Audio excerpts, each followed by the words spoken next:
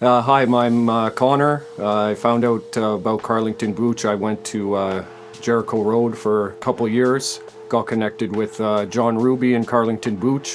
This is where I can come, and there are people here who genuinely care about me.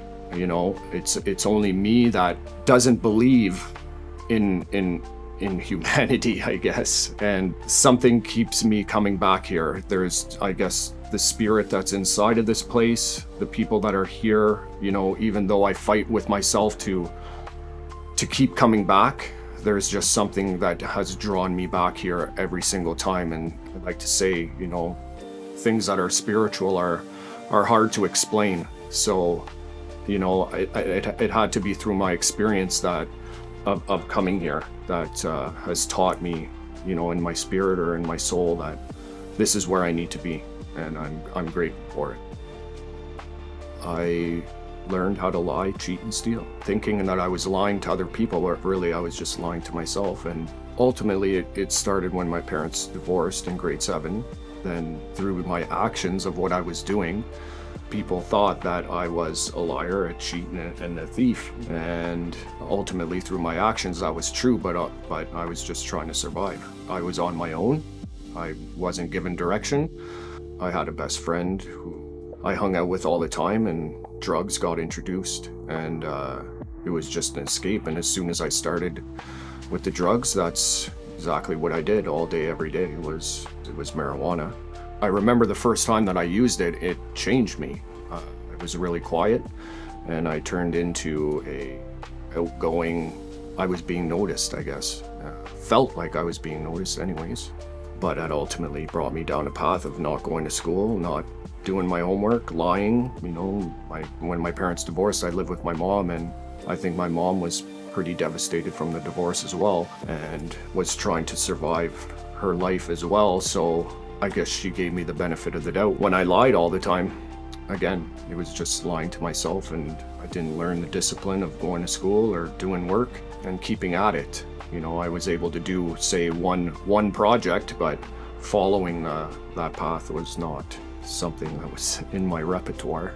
But ultimately, because I didn't know, and I wasn't disciplined, right? When my dad left, the discipline was gone. I did what I wanted, when I wanted, how I wanted, and I was able to lie and coerce or to get what I wanted, and it worked, but ultimately we need to grow up. And it didn't go that way for me, but through life experience, I've learned to realize. I wish it didn't take me this long to realize, but it has, and that's where, self-pity may come in. But that's where I learned that self-pity is also a form of pride, and I'm not good enough, and I'll never do it.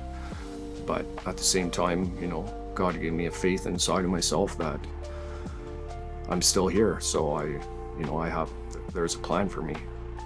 God works through people, I feel, but I've had a hard time trusting people. So this time around, this fifth time around of trying to stay sober, God is everything or God is nothing, and I'm trying to live that way, but it's not an easy process. I'm learning how to trust, and that's a tough thing.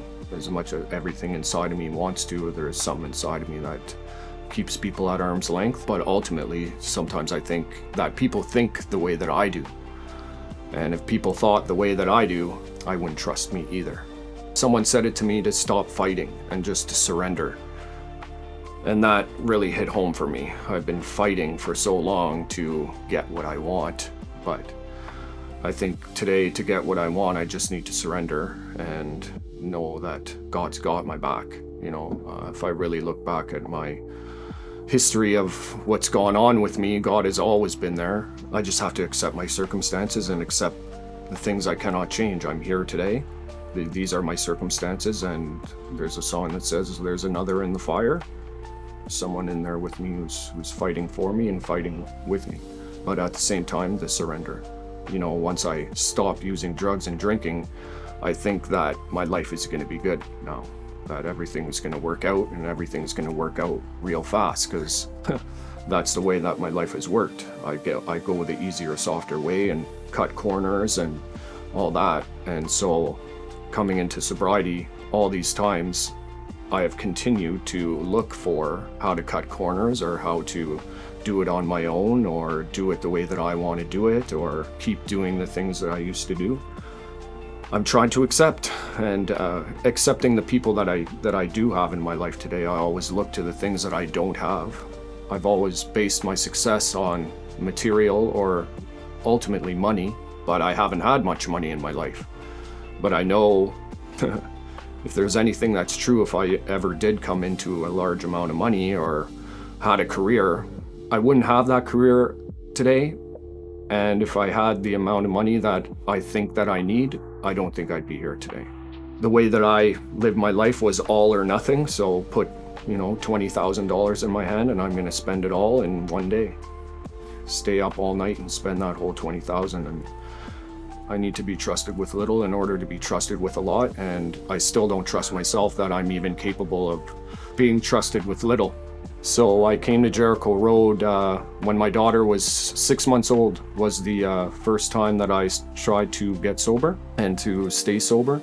It took me 6 years in and out through different treatment centers, and I guess the fourth one that I went to was Jericho Road, and that's where I met John Ruby and his wife and Carlington Booch community.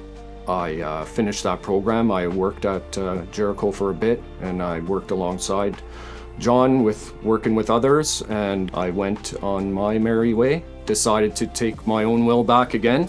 And ultimately, like I said all the time, it didn't work out, but that's okay. And one of the things that I'm really grateful for is that I was celebrated when I came back, and I had, a community that brought me back with open arms. So today I'm working and volunteering my time here at Carlington and trying to give time back that was given to me, and just trying to stay out of myself and not look to the end and what I can accomplish, just starting from the bottom and just taking my time and being patient and waiting for God. People say, what does that mean to wait for God? Well, it just means be patient. I've been on the go, on the run my whole life, and to sit still is something different for me. So if nothing changes, and I just need to sit still and wait and not care what other people think. At the same time, I get it. There are people that I need to listen to, and there are those people that I listen to. So taking direction has been a hard thing for me, and I'm doing the best I can to do that and to change things.